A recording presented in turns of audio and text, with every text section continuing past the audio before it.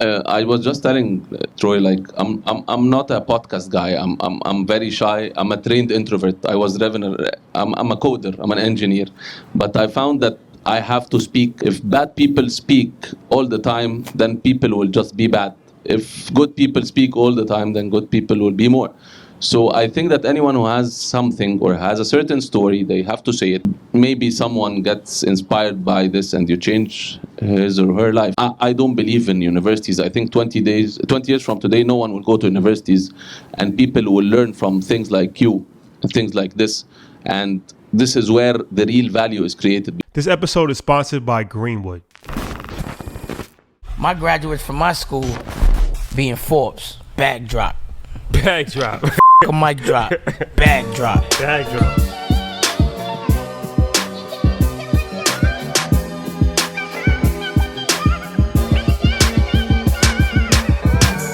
Welcome to EYL Egypt. Yeah. First and foremost, give yourselves a round of applause, please. Clap it up. Yeah.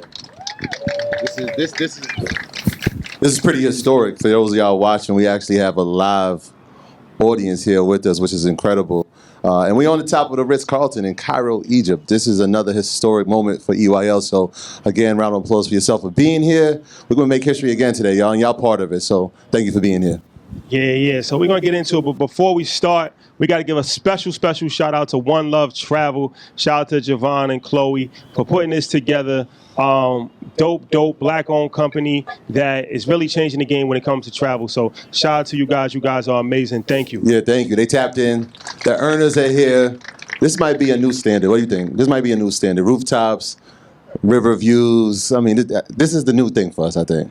Yeah, so we're going to get into this. But before we start, I got to say something because this is one of these moments. And I think it's important for everybody. We're going to put this on podcast outlets and YouTube. So people all over the world is going to be able to hear this. But you guys are here right now with us. And a lot of you guys, most of you guys have been with us from the very beginning of our journey. Shout out to Miss Business, one of our first first alumni in the building. She was with us from the early stages, very beginning. And shout out to all of our friends and family that's here as well. Shout out to my boy B on the camera. It took a lot of people to get us to where we at now, and we can never forget the beginning stages or the people that supported us at the beginning stages. And it's very humbling experience starting in Troy's dining room and in Westchester, New York. A small town that nobody ever heard of. And we didn't really have any resources. We started with an iPhone and just the information that we learned on the fly. And now to be on the other side of the world doing a live podcast at the top floor of the Ritz Carlton in Cairo, Egypt, in just under 3 years, just goes to show you that anything is possible if you put your mind to it. And, things can change very quickly. So I just want to put that message out there because, we're going to have a good time tonight. We're going to enjoy this. But let's not forget that we all have goals. We all have, aspirations. And sometimes it can seem like, it's so far from being reached or being attained, but we're living proof that, in a very short period of time, if you put your mind to it, if you're original, you work hard, keep God first, then anything is possible. So Just keep that in mind. Yeah, and this is super special. I know we said we started in my dining room. This is actually the first time my kids get to watch Daddy at work. So they always see Uncle Rashad and Daddy on YouTube, and they watch the episodes and they listen to them, but they've never actually seen us do it live. So this is really important because most of the times when we were shooting in the dining room, I was like, you got to take the kids somewhere. Take them somewhere. They can't make any noise. And so now they get to see us here. Very important. And it's a special moment. So we got one of the brightest, sharpest entrepreneurs, business minds in Egypt. This is going to be a universal episode that's going to touch on business topics that you can use in the States, but also, our message is bigger than just America. We have listeners all over the world. So we want to expand the message and talk about things that's relevant all over the world, especially on the continent of Africa. We just came from Nigeria. So now we in Egypt. And, we plan on visiting a lot of different countries on the continent. So this is going to be a message of a lot of information. So, typical EYL fashion. Yeah, I think it's dope because we could have brought people from other parts of the world and interviewed them here in Egypt. But why do that when there's already amazing talent here? And so when I was talking to Mohammed prior to starting today, he said, but I'm not a superstar. I said, don't worry, after this you will be. In fact, you are, because you're doing things in the tech world that are amazing. and you're not doing it on the football field, and that needs to be highlighted. And so that's why we're here, and we're glad to have you. Yes. So Mohammed Aboulnaga, did I say that correctly? You got it. Aboulnaga. Yo, give me some. All right. Yo, you've been killing the pronunciation. Yeah, you know, people always mess up my name, so I'm very cognizant of saying people's names right. So, tech entrepreneur, fintech superstar, co-founder and CEO of Cleaver. We're going to talk about that. Co-founder of Helen, which is Africa's super app, Egypt's most funded app in 2020, and also was the original director of Careem. Careem is the Uber of Egypt, and I believe that Uber actually acquired them for $3 billion. So we're gonna have a very interesting conversation. Don't let that go over your head. Don't let that. $3 billion. Don't worry, y'all. I know Mohammed said, "Don't worry." I didn't get all that $3 billion. So So all right, let's get into this. What is Cleaver? First of all, thank you for having me here. And I love the place. I love the Nile in the background. And I'm not a superstar, so I hope I'm not the worst one in all of your episodes, so I'll do my best to be okay. So Cleaver is a product that enhances the financial health of Egyptians and helps them know how to spend their money better and do it right. It's very similar, it was inspired by Nubank in Brazil, which is a big digital bank, and by Current in the States. And we're launching in a couple of months. We're building the infrastructure now. And the word comes from clever and cleva, which means going up. So it's a new word we just came up with to spend less in marketing. So it's a very special word. So we just wanted a new name to sit in front of our brand. And your focus, you said, is focusing on the underserved. And so that takes a lot. It takes a lot of humility, but it also takes a lot of compassion. Is that coming from a background where you were at one point, or your family were the underserved, and realizing there's a deficit here and we need to change it? Let me be honest. I was not really an underserved family. I come from a middle class family, but I always aspired for more. I always felt that our generation can do more than what they do. We don't have to be all either doctors or mechanical engineers, which is what my family wanted me to do. So so I must say that I'm sort of an underserved, especially in dreaming, because we weren't taught how to dream in university, and we were underserved a lot in dreaming because we were forced to find a way to find income, but not to help others find income. And I think the second one is what really matters to us. Yes, speaking of that, find income, and one of the conversations we had prior was the average income for Egyptian citizens. Can you touch on that? Because a lot of times we got to put things in perspective. When we talk about poverty in America and we say 24,000 is the limit and people are making minimum wage of $15 an hour, you enlightened me when you talked about it. Can you just touch on that a little bit? The average income in Egypt is not very high. However, the country itself is also not super expensive. But what we're aspiring to is to increase, in the companies we started, is to increase the extra income. So, for example, there are a lot of Careem captains, the drivers, we call them captains, that increase their income by driving by up to 3 or 4x their regular income. And in Fawri, for example, those shop owners increase their income by paying bills for others. And then Halan, delivery guys and 2- and 3-wheeler drivers. So I think that, yes, the average income in Egypt on a global scale is very low. However, you can live a dignified life in Egypt with much less than any other place in the world. And the things we're working on increase the extra income, which what makes people able to pay for their sons or daughters' marriages, travel, buy cars, buy anything they need, because the basic incomes and the basic level of life in Egypt is very doable, but it's very hard to do extra stuff. And this is what we're trying to add to the people we work with. So is this a combination of things? Because I see, all right, so we're going to talk about Helen. So Helen was that's the Uber Eats. No, Careem is the Uber of Egypt. So you had just mentioned something where the company Cleaver is a banking app. So you said to actually increase people's income. So it sounds very similar to what we talk about on the show a lot, as far as multiple streams of income, side hustles, where in the States, somebody might be working a job and then they drive an Uber for extra income. And then it's like, okay, now you make extra income, but what do you do with that extra income? You got to do something positive. So now you have a banking act what actually allows them to do something positive. So was that done intentionally where it's like, okay, Kareem, get more income. Now I'm going to start, the fintech banking app where, so many people are employed now part-time driving cars. Now they can actually do something. Now they have to actually do something with their money. So the banking app just makes sense. It wasn't really planned, but however, this is how the market have been changing. Like in the beginning in Kareem, we were looking at copying Uber. Let me be frank. Here we're not innovators. If it's not broke, don't fix it. We just copy other things that worked in other countries, and we do it the Egyptian way that fits our markets, and we innovate inside the business itself. So we didn't do a robot that flies or an AI, whatever buzzwords, blockchain, things that people say to make people listen to them. We did something very, very simple, but we executed well. And in Kareem, at a point in time in Egypt, we had around 100,000 captains on our platform. So this is 100,000 families making extra income.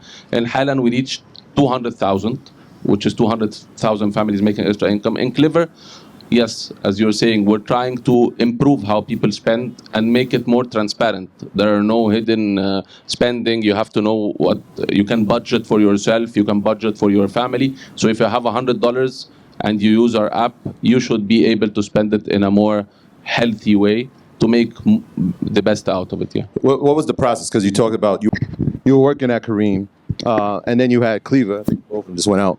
Hello? Yep. We good? Yeah. You went to Cleaver. You had Kareem, and then you had Cleaver. So what was your background? Did you study engineering? Where did you get the bug for it, or were you just watching YouTube? University? I studied electronics engineering with a minor in computer science in the American University in Cairo. It was just across the road from here. And I learned how to code on university, but I learned how to work in the street, in the business itself, because I believe that universities never teach you how to do the work. They just give you the basic stuff. And the real university is life itself and the learning of other people. So my managers and my mentors are the ones who taught me how to scale companies, how to use technology to grow. And I come from an engineering background, but most of the soft skills that I learned in work itself. So you said something that was very important I want to get back to. Because one good thing about traveling is that it opens your eyes and it opens your minds and it gives you ideas. So, you said that you don't have to reinvent the wheel. I'm paraphrasing. And that's true for any entrepreneur. A lot of times people feel like they have to come up with the next thing. But it's like they pretty much copied what Uber did and they got acquired by $3 billion. So they got $3 billion by copying. So there's nothing wrong with copying. You just have to copy the right person first. And second, when you said as far as being in Egypt, that made me think we just came from Nigeria. So we met a lot of Americans that was in Nigeria that moved from America to Nigeria, their family from Nigeria and stuff like that. And they driving Rolls Royces, regular, and they coming from Jersey, Chicago, just regular neighborhoods in New York. And they was telling us that they just served things that were needed in Nigeria. And there wasn't anybody actually doing it. Mm-hmm. So we met a guy that's in cybersecurity. He's just a regular computer programmer in America, but now he's the head of the whole cybersecurity in Nigeria because there was nobody else doing it. They was outsourcing it to America. So he came and said, okay, I'm Nigerian, I can do it for cheaper. I'm American, so I could actually know exactly what they're doing. They're like, okay. Hey, Ernest, did you know that the black community has $2.7 trillion of spending power? Are you ready to see what you can do when you combine and recirculate our resources to expand the pool of black excellence? I know I'm ready, and that's why we've partnered with Greenwood, the in-demand black-owned digital banking platform. Greenwood's namesake was founded in 1906, built from the brilliance of black dreamers looking to create a self-sufficient community in the Greenwood district of Tulsa, Oklahoma, aka Black Wall Street. Today, Greenwood is a digital banking platform with the mission to strengthen the black dollar using the same community reinvestment strategies of the original Greenwood district. And it's powered by a best-in-class mobile app that allows you to bank from anywhere. So, Ernest, if you're ready to build a new legacy of black economic achievement, go to bankgreenwood.com/EYL and sign up to be a part of the new Greenwood community. That's bankgreenwood.com/EYL. Don't wait. Don't hesitate. Head over there now. The guys running the whole thing. So I say that to say, sometimes we just think too small. You can't, and that's even with being out here. That's one of the reasons why we, wanted to put this trip together. Is that you can't just think local. You got to think global. And there's opportunities all over the world, and there's opportunities right there in your backyard if you just look and think bigger. And like I said, you don't have to reinvent the wheel. Sometimes you can just actually do what somebody else is doing. Take the wheel, make it your own.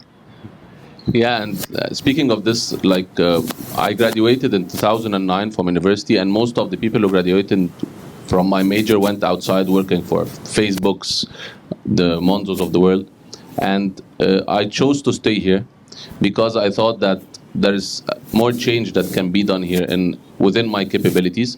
However, we learn a lot from others. We learned the model from Fauri, which the first company I worked for was based on a model in Brazil called Bradesco, which is very similar to it. Karim was based on Uber or inspired by Uber. Halan was inspired by Gojek from Indonesia. Clever is inspired by Nubank. So traveling and seeing other countries and learning from them, the ones that are similar in the DNA, like what works in Brazil should work in Egypt, similar. It's a big country with a big population, different socioeconomic levels. So this is very important to travel and to learn and to go back to your country and execute this in the best possible mode with the best resources and try to make a difference. And it usually happens when you do it well. And you can also partner with other people from other countries. Yeah. That's another opportunity. When we was in Nigeria, we spoke to Davido, who is a huge Afrobeats artist. His father's a billionaire. And he was telling us, he was like, you guys can come out here and just make a killing. Yeah. That's one of the things. So when he looked at the merch, he said, man, I love the guy. I love your merch. I love the assets over liabilities. I love what you guys wear. Why don't you collaborate with Adidas? I'm like, yeah, it's not that easy, though. But you did say something important about collaboration. And so I want to talk about Halana just really quickly because it is a one-stop shop for everything. And one of the key factors is the e-commerce section where you have the buy now, pay later. And for everybody here, y'all know we've been talking about buy now, pay later when we talk about companies like Affirm, who did a deal with Target and Amazon, and we saw Afterpay get acquired by Square. Is that the long-term vision for you guys? Are you looking like, all right, we see that this is going to be successful, let's package it, hopefully get acquired at some point? Let me be honest, the way Halan we thought about it is go to a certain target segment in Upper Egypt or in Delta, and places that don't know the Amazons and the Jumias of the world, and we gave them a very simple product that does technically everything. Like you can it's mobility, you can use it for mobility, you can use it for making more money, for e-commerce, for delivery, for lending, for everything. So what we thought about is go to a certain target segment and just give it a super app that does technically everything. And we keep on trying. Speaking of buy now, pay later, I think that Egyptians here are a bit different from Americans in this area because we're not really, we don't have enough financial education to borrow money more than our capabilities. So what I think is better... That's actually very smart. Is that a good thing? That's a good thing. Because I personally, I think that people should know why they're borrowing and how they're borrowing. Like, I cannot be making $100 a month and I'm wearing a $500 shoe and I'm paying it over 6 months. It doesn't make sense to me. So what I think is more important is to educate people and tell them what they can afford and borrow for essentials, like borrow for education, borrow for for health. But buy now, pay later, I think that it's pushing people to spend more than what they actually make, and this is extremely dangerous in my humble opinion. So I think what's more important is save now, buy later. So you mean like actually buy something that you can afford? Yeah. So if you can't buy it twice, don't buy it. Yes. That's a crazy way of thinking. Where'd you get that from? Where in the world did you create that? My God. Oh, man. Yeah, we got whole systems to just, don't worry about it, pay it back later. Don't worry about it. Here's 10,000. Pay it 29%. Don't worry about it. So you guys don't do credit cards over here, right? We do credit cards, but credit cards are only for the super rich people. Like they can afford, they have a very good scoring, they know that they can pay it, and they are able to pay the credit card 50, 60 times from their wealth and from their money. So as you say, assets over liabilities. So this is much more healthy, and I think that it's good for the economy, it's good for the people. Maybe people won't look as posh as what they should look, but it makes them better, and it makes them able to pay for their children better and pay for the necessities more. So mobile bank, that's pretty much what your app is, a mobile banking app, right? Yeah. And you're targeting rural areas that are underserved, like unbanked areas, right? The new one, Clever, we're targeting the high end. Halan, the one I'm still a shareholder, but I'm a non-executive, targeted the lower end. The lower on end. socioeconomic level, yeah. Okay. So I noticed that the lower end, that's a common theme in Africa also, because I was watching 60 Minutes. There's one in Kenya that's really, really big. They use like this mobile banking app. Yeah, M-Pesa. M-Pesa, Yeah. yes. Then there's one in Ghana. We talked. What was that one called?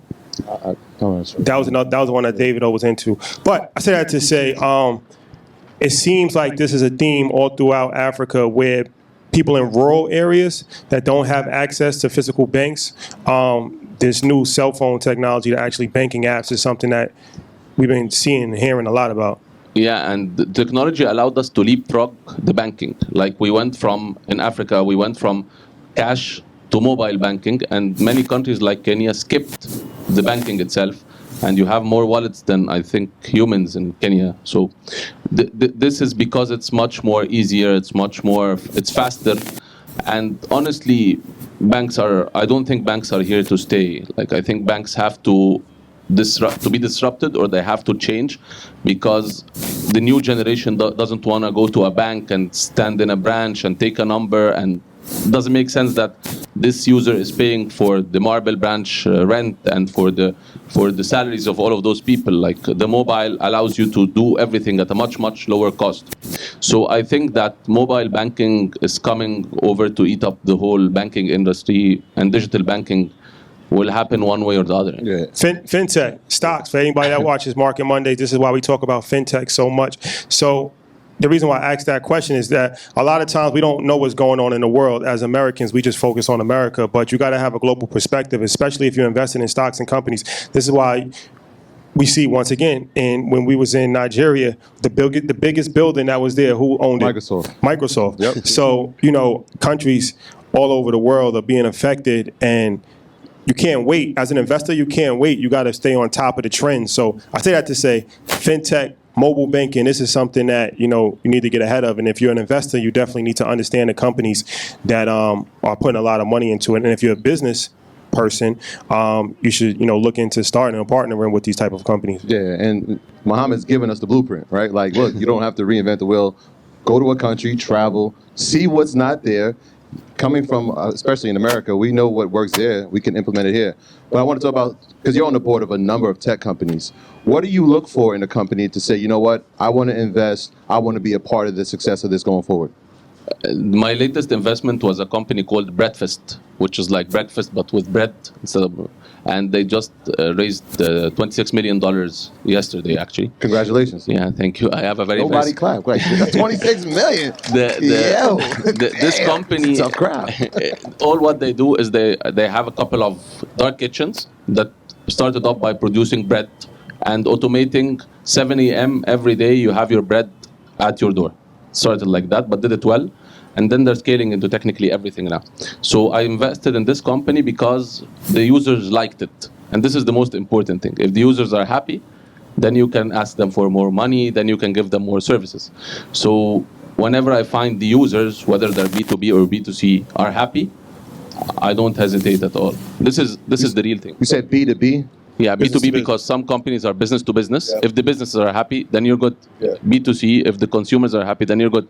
So this is like Tesla. I'm a big fan of Tesla. Like all the Tesla car owners, they usually like, and they're very proud. They have to tell you that they own a Tesla in their own. And if they put this money in a Tesla stock, they would have made much more. But they want to own the car, so they like it. And this is why the company will just keep on getting bigger and bigger and bigger, because the users are happy. And happy means a lot of money. Let me ask you about crypto. How is crypto in Egypt? Is it being used? Is it accepted? Is it adoption? What's the vibe for crypto out here? Crypto in Egypt is banned. It's illegal. And I personally invested in crypto back in 2011. I bought 1,000 and something bitcoins by mistake, and I sold them by mistake. Well, But- 1,000 Wait, what? bitcoins. yeah, Wait, but back what? then, yeah. But the You problem sold. is, How'd you sell 1,000 bitcoins by mistake? I'm a gamer. I play games, and we Oh. used to use it for buying things inside the game. So today, I don't put money in crypto at all because I think that it kills how I see business, because it goes up very fast, down very fast, and it doesn't make sense to me that it goes that big. And I'm a fan of gold. So I'm the opposite of crypto. I think that everything has to be supported by something physical or something that supports it. However, it's a big market, and I believe in blockchain and DeFi, which is decentralizing everything. But crypto itself, I am afraid to reinvest in it. It's very risky to me. Said 1,000. A hard drop. Yeah. I don't think this way. Like, speaking of doing multiples, Fawry, which is a company I had shares in, I sold the shares 5 years ago. Today, they're 160x what I sold in the market. But if I think this way, I won't be able to survive, because whenever you look back and you say, wow, if I did this, I would have made a lot of money, you'll spend your life like killing yourself and saying why I did this. So I just look to the front and keep going. We all make mistakes. Yeah, it's okay to make mistakes. We Some all of us make more than one. Yeah, we all make mistakes. As long as we learn, right? We all make mistakes. I think there's a certain mistake that's ringing a bell now. Well, I was thinking about yesterday. You know, what I'm talking Okay. about? The options. XLK, XLY. Yeah, I'll let you tell the story. We all make mistakes. We all make mistakes. It's okay. It's okay. It's okay, Yeah. Shine. Let me ask you about gold. It's funny you say that, because we just came from the museum today, and it was, obviously King Tut, and they was telling us about gold, and Powerful. everything is. They was talking about how, especially back then, gold was so abundant, and just dust of gold just flying all over the place. So we're in the home of gold. So you said you believe in gold. Why do you believe in gold? Are you investing in gold? You invest in gold? Yeah. Physical gold, or Yes, a lot of people in this region invest in gold bars, like physical gold? Yeah, like I invest in gold. Yes, I invest in gold, but I put it in a certain place. There are certain companies that keep it for you here in Egypt, and I believe that gold is very important, because if you look at longer term investment, like 10, 20 years, and you look at the graph of gold, it's always going up. And whenever there is a problem in the world, like COVID or whatever, you find it even going up and up, because it's Store value. yeah, store value, and it's very stable. And there is a limited number of amount of gold in the world. So, and also countries like a country like Lebanon, I think what's keeping it up till today is because it has a lot of gold reserves. So it's type of stability. And it's also important for long-term wealth, because stocks go up and down very fast. There is a certain point in time last year I gained a zero and lost a zero in the same year in my wealth, which was In your crazy. wealth? Yeah, because of a certain company. So this doesn't make sense. Gained a zero and lost a I zero. like that. That's a quote. That's a bar. We call that a bar.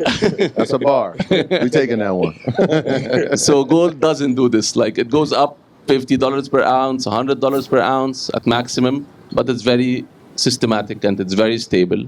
And I think it's good to have a certain part of your wealth has to be in something like this, in my opinion. Are there any other commodities that you invest in outside of gold?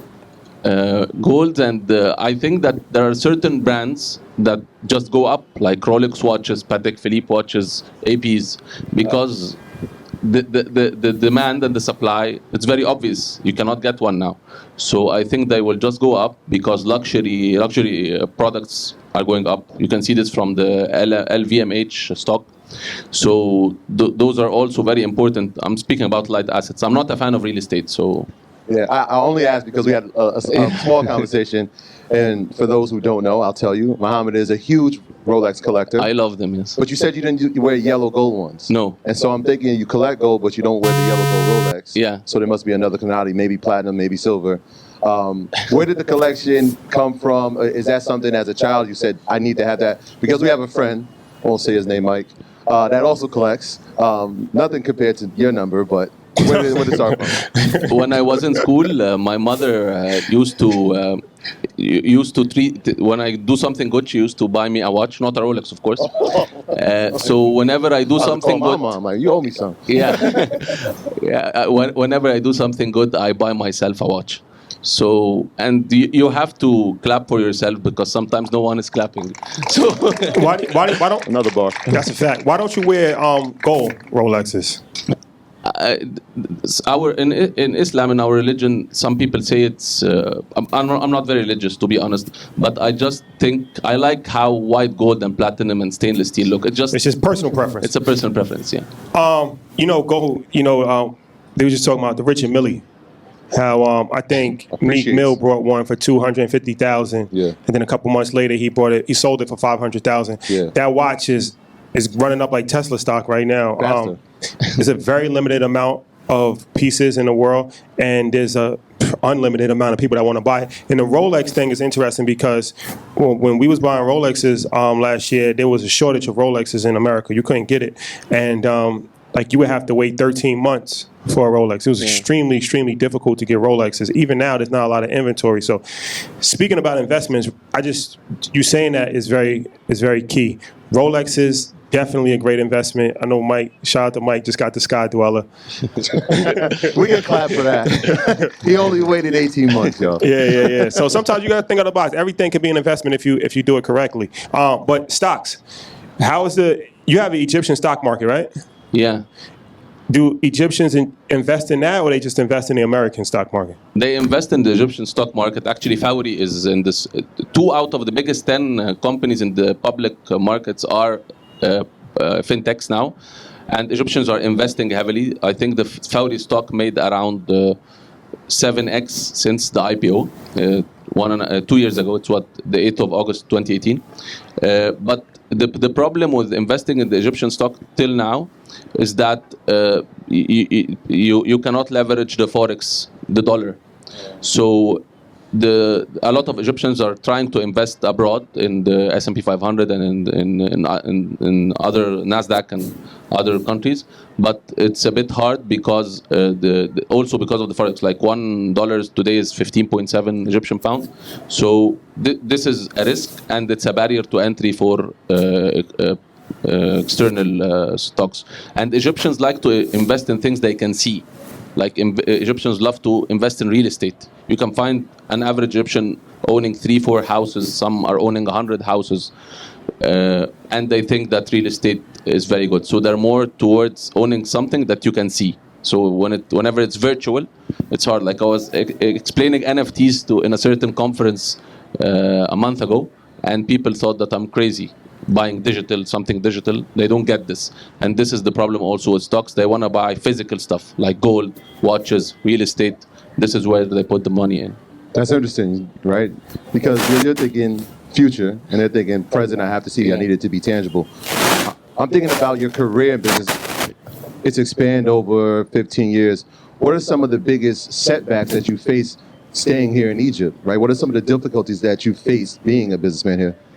Like, let me be honest, half of my family lives in San Francisco. Like my wife's family lives in San Francisco, and we go a lot. I go to Mountain View and to Palo Alto, and whenever I go, I feel like, man, what's happening? Like my son was ordering something from supermarket, a small Starship robot came, and we opened and took the things. I couldn't get this. And then when we came back here, my son is like, where is the robot? I told him it's not here. So this cannot be done here. If you put a robot on the street, the children will run after it and kick it, and it won't be logical. So whenever you're in the States or in Silicon Valley, you can do things that you can never do here. But here, the beauty is that you see the change. Like I was doing a report last month because I had a little bit of a depression, and I was looking at things I did in the last 15 years. We found that we created around 2.5 million jobs, which is a very big number with the companies we did. And this is one of the very few things that keeps us going, because the regulations here are hard, the talent is very hard. Most of our tech today is based in Lithuania, in India, and Pakistan. It's very hard to find talent. It's very hard to find funding and money. It's very hard to find the right area to work in. So you have to keep on clapping for yourself and seeing the impact you created to keep on going. And this is extremely hard. So as long as we find this, we will keep on going. But maybe 10 years from today, you find me in Silicon Valley and ordering the robot and drones. And drones are illegal here in Egypt, for example. Oh, okay. You can't fly a drone here. So there is a lot of things that you just cannot do, and you have to face it. Yeah, talk about that. You spend a lot of time in Silicon Valley, and compare the differences as far as like being able to be an entrepreneur. Like, it's more free range in America. Like, can you just kind of give some perspective to starting a business in Egypt, starting a business in America? The problem here with starting a business is that it's not the norm. Like, usually the Egyptian typical mother will tell her son, go work in a bank or become a doctor or work in an engineering company. Starting a business is very risky, and there is a certain legal liability on you here when you start a business. It's not just financial liability, because of the taxes and how the laws are put together is very complicated. So it's not easy to start a business here, but however, it's becoming easier and easier as we grow. And whenever there are more success stories, like 10 years ago, there were no startups in Egypt, zero. No startups, just government companies and big businessmen, family offices doing company. Today, we have around 27,000 startups, which is a very big number. And in September, 2 months ago, Egypt was the highest influx of investments in startups in the region, $162 million versus less than $1 million a month 10 years before. So it's moving very fast, legislation moving very fast, but it's very hard and it's very risky. It's still risky. Yeah, I mean, I'm thinking to myself, obviously you said starting business wasn't a thing, so you become a superstar in this space, right? Because you are doing the startups. How big is mentorship here, right? Are you taking people under your wing? Are you finding people reaching out to you to say, yes, Mohammed, you've done it. Can you now teach me or teach my son or teach my daughter, my family? Yeah, like 2 days ago, I received a call from someone I don't know. He told me, I want you to mentor me. I told him, what do you do? He told me, I do this, and this. I told him, man, you're better than me. Why are you calling me? So I think that mentorship is big in Egypt, but you have to choose the right mentors. God served me with the best possible mentors ever in the last 15 years, and they taught me how to do work. But there are also the other side of mentors. There are people that you don't want to be like. And those are also very important. Like, I remember some people during my 15-year career, I don't want to be like them. So whenever I do something and I find that, can you hear me? Whenever I do something and I find it bad, I say, no, I don't want to be like those guys. So I think there are mentors and there are like, don't do this. And both are very important. So, Helen, the most funded app in 2020, how much money came in? $134 million. So how did you go about raising that money? Where'd the money come from? At the beginning, we had a very big time raising money because we work in a field that was illegal, which is the three-wheelers. Egypt has around 2 million three-wheelers, which they call tuk-tuk, and they're all illegal. Like bicycles? No, they rickshaw. They call it's like a motorcycle but bigger. If you go like 2 streets inside, you'll see 1 million in one street. They're like cockroaches. But the problem is, you know those. Yeah, we're familiar with those. The problem is that they are in the country and they're moving in the country, but they're illegal. So whenever we tried, and we were doing ride hailing, which was illegal, for tuk-tuks, which are illegal. So it was very hard to raise money. Everything you was doing was illegal. Yeah. Perfect. My type of guy. And then a certain investor that invested in Gojek in Indonesia knew that they had something similar, so they gave us money. And the family office here gave us money. And then we started to become bigger and bigger and bigger until one point, and I don't know why this happened, everyone wanted to invest with us. I think it's a set of stuff like good branding. We did a very, very famous song called Selkat, has 55 million views on YouTube. And we did a lot of work on the ground. Like a theme song? Yeah, it's like a song, yeah. And we opened markets of Sudan, Ethiopia, and it was one of the very few Egyptian startups to go abroad. Usually, Uber is coming to Egypt, Microsoft is coming to Egypt, but an Egyptian startup to go to Sudan and Ethiopia, this was new. And then money started to come in, and a certain company started. We started to merge with other companies that do complete the process. Like we do the technology part, other ones do microfinance, other ones do consumer finance. So we created like a bigger ecosystem, and this bigger ecosystem is now profitable and has technology. And this is what made people really want to invest with us. But we spent I met 132 investors that said, no, we won't invest with you. But at the end, today it's the most funded app because it works. Few things that I got from that. A, you didn't let 132 people that say no deter you. That's very important. And then B, you said you collaborated. So you realize that you might not be the best in every single area. So you can focus on one area, partner with another company that does that. And you can break that down on a micro level as far as our entrepreneurs. A lot of times people try to do everything themselves, but they look at they don't want to give up anything, but you can partner with somebody that might be better you in a different area. And it's less money, but it's going to actually grow your company faster because they're adding value. Yeah. Speaking of Kanye West Yeezys, Kanye is not a manufacturer. Yeezy is just a marketing company that creates good designs and collaboration with Adidas, and I love them.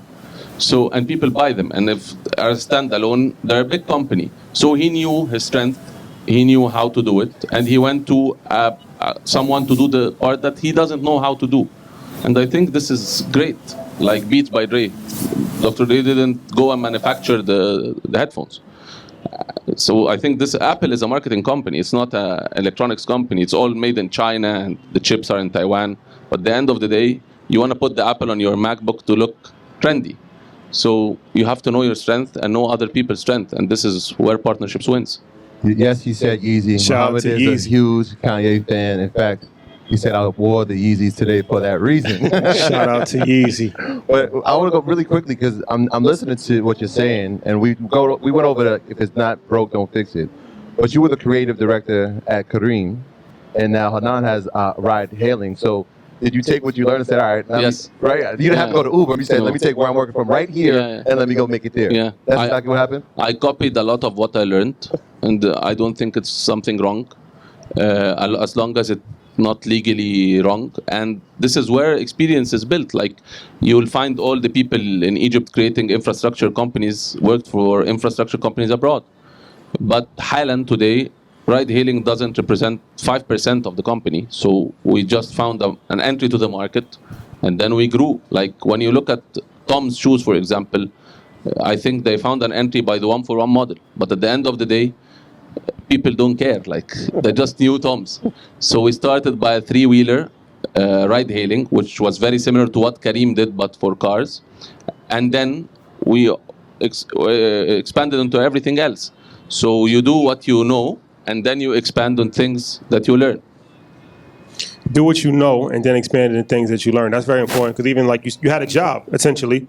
And, a lot of people have jobs, but then, being an entrepreneur, you can take what you learned at your job, what you know at your job, and develop a business based off of your training that somebody else actually trained you up for. Yeah, and PayPal, they call it PayPal Mafia, which are the people who started from PayPal and did companies. Kareem here, they call it the Kareem Cartel. This is what they call it.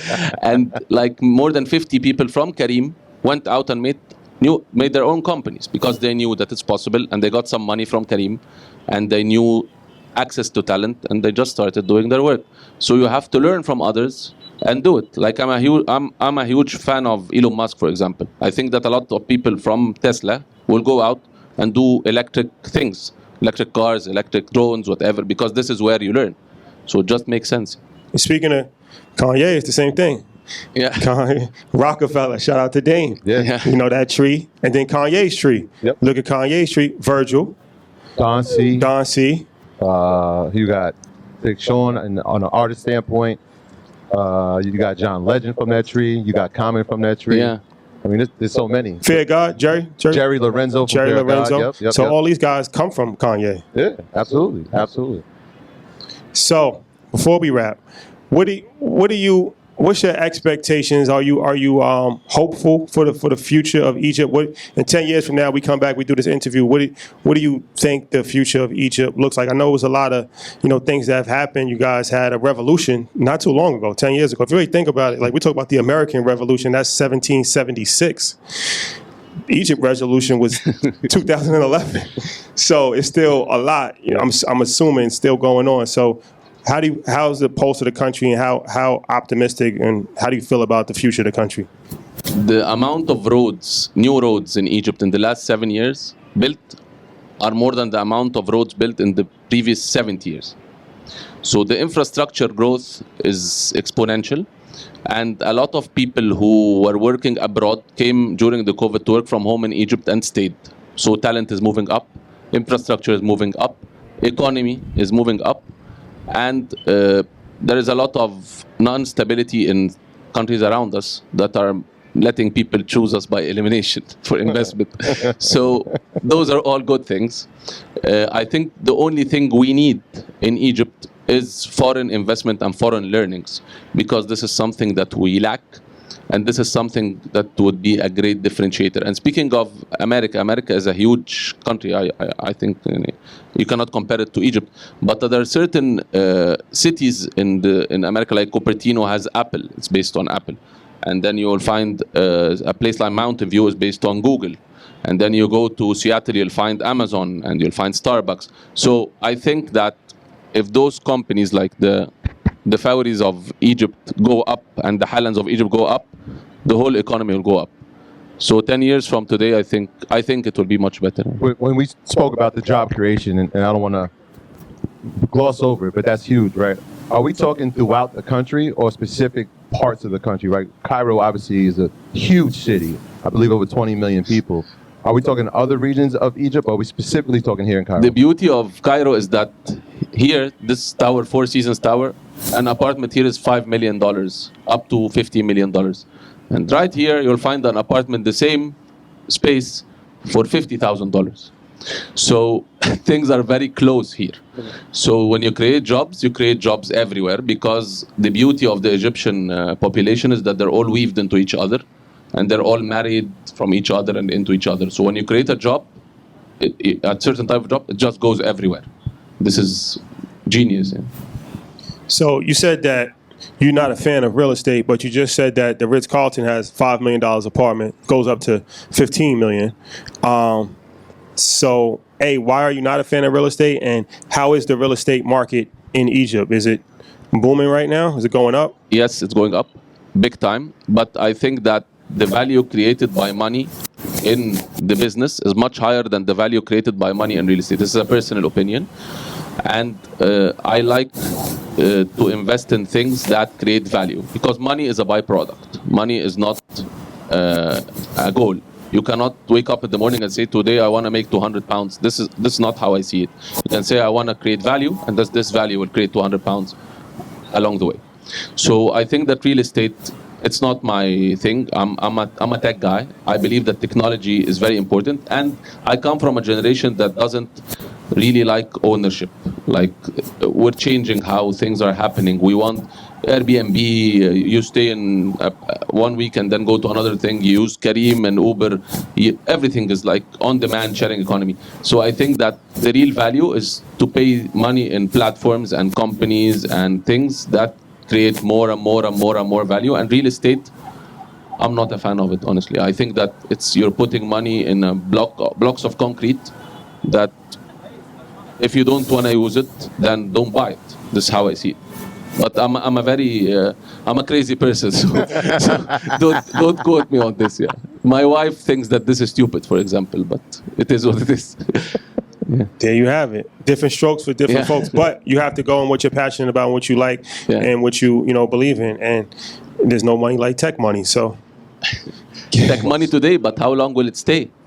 So maybe 10 years from today, there is a new thing that's called something else that takes over the tech hype. Metaverse. How do you feel about the Metaverse? I'm afraid of it because I'm a VR user. I'm a heavy VR user since it went as a commercial product, and I love it. Honestly, I love it, and it takes you away from the world, and it makes you do whatever you want, and this is scary. Yeah, are you afraid because of escapism? Is that what you're saying? Yeah, like whenever you feel like you don't like your family, you can put on the goggles and see another family. So it's very risky, A friend of ours, shout out to 19 Keys, he said he tried the HoloLens of Microsoft. It's not out yet, but it's like the Microsoft glass. HoloLens of Microsoft. Yeah. And he said it makes reality very boring. Yeah. Makes I reality use the very boring. Quest, which is the Oculus, the Facebook, Yeah. and I always buy the new one, and I play games on it, and I watch YouTube whenever like if you watch the 360 VR videos of cities, there is a certain one of Hong Kong. There are many of them. You feel you travel there, which is very weird, and you move and you feel that you're gonna touch people, and whenever it improves, it will become just better and better. And it's scary, but we have to face it. There are two ways to expand. Those billionaires have to expand. They're either through space, going to Mars, or through the Metaverse, because they have to create their own universes. And this is very tough. You said you were a gamer, so I'm gonna go back to it. What were you playing? What were we playing? I play Warcraft.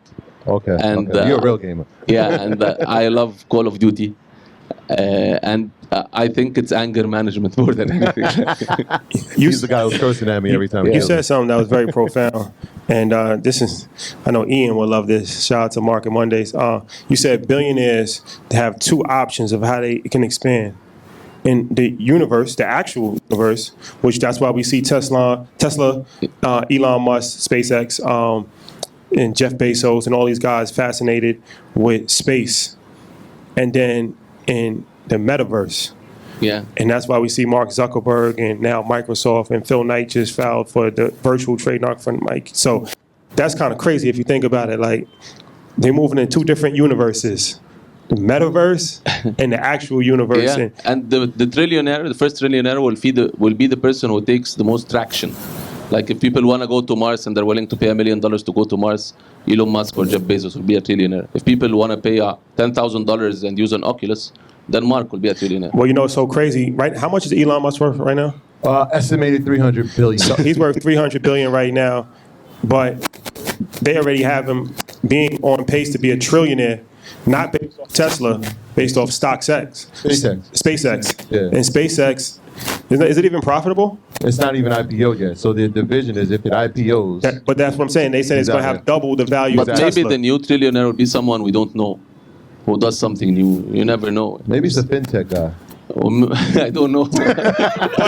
but that just goes to show you the expectations for space exploration. Yep. If they're already valuing a company that's not even public more than Tesla, then they're already expecting that to be way more valuable than Tesla, and it hasn't even really taken off yet. Yeah, we've seen the companies. We saw Tesla is still trying to do it, but Virgin Galactic, same thing. They try to do it. They trying to there. Remember, I told you that like King of Comedy was like a joke when Cedric the Entertainer was saying like, yeah, they trying to leave us and go to Mars. Like, no, that was 1997. It was a joke, but like, no, this is really happening now. And so if we don't get ahead of it, if we don't become a part of it, I feel like it was the same thing when we had the Bitcoin conversation in 2016. We were like, look, if we don't tell people about this, we're doing ourselves a disservice to our community, right? Like, we need to make sure everybody knows so that they don't get left. Yeah. And so, like, the fact that we're talking about it now is the same concept. Like, we got to make sure that people understand what's happening so they don't get left. So, like, when you're talking about NFTs and we're talking about the metaverse to people, it's not like he's crazy. No. Well, we talking about flying cars yesterday? We just had this conversation about flying cars. If you watch the Jetsons, Yeah, that was yeah. just with you, right? I think right Right here, we had a conversation right there. There's a company that just filed the patent for a first flying car. They already have the technology, but it's just not legal. But long story short, it's already in the works for the first. So when we watched the Jetsons, that was like, it was like, No, it's crazy. But it's one of these things where Back to the Future, same thing. everything that's in a movie is gonna happen eventually. It has to. They already thought of it. If the human mind could think of it, that means it's possible. So I say that to say the first flying car will probably be out relatively soon. Yeah, like Black Mirror is real. Yeah. And Ready Player One is real. Like, someone has to be inspired. Yeah. There you have him. Gotta come back with us. He's coming back with us. Can we bring him back, y'all? Yeah. Mohammed, it's been a pleasure. What would you like to tell the people? What would you like to talk about the company a little bit, your social media handles, all of that, and any last words of encouragement, any last words for Egypt? I was just telling Troy, like, I'm not a podcast guy. I'm very shy. I'm a trained introvert. I'm a coder. I'm an engineer, but I found that I have to speak in order for others to know, because there is a certain bandwidth to humans. If bad people speak all the time, then people will just be bad. If good people speak all the time, then good people will be more. So I think that anyone who has something or has a certain story, they have to say it, and they have to talk to people about it, and maybe someone gets inspired by this and you change his or her life. And honestly, what you guys are doing is genius, because I don't believe in universities. I think 20 years from today, no one will go to universities, and people will learn from things like you and things like this. And this is where the real value is created, because I'm an engineer who's now sitting on a podcast that had Shaq O'Neal before it. Doesn't make sense, but because you chose to let me sit here and say my story, so you have to say your story and speak to others. And although I'm really shy now, I'm afraid to look to people in their faces, but I have to train myself and I have to overcome this and move out of my comfort zone. And thank you. Thank you. EYL Egypt soon come. This has been magical. Don't be surprised if we have a chapter. I looked back and I saw the sunset and I got lost for a second. It was incredible. I'm sorry. Did y'all see it? Yeah. Who got I got a good picture of it? You got me? My man. It's a beautiful place here. It's amazing. It's amazing. Yeah, beautiful. No, this is amazing. Thank you guys. I saw My graduates from my school being Forbes, bag drop. Bag drop. A mic drop, bag drop. Bag drop.